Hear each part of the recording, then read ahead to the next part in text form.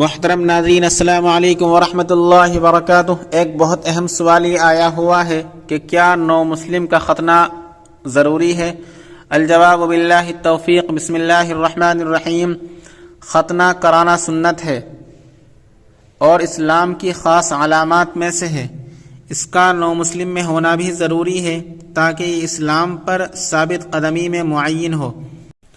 البتہ اس کا تارک کافر نہیں ہوگا، ہاں گناہگار اور تارک سنت کہلائے گا۔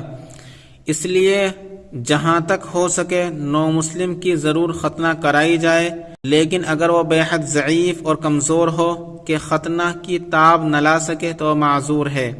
بحوالہ فتاوی شامی۔ ویڈیو پسند آئے تو لائک کیجیے، شیئر کیجیے اور چینل کو سبسکرائب کر دیجیے۔